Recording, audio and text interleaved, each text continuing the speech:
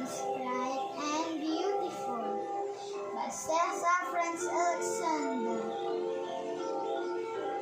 All things bright and beautiful,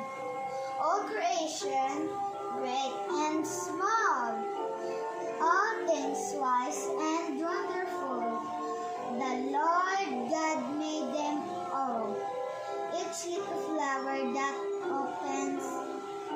each little bird that sings, He made earth glowing colors,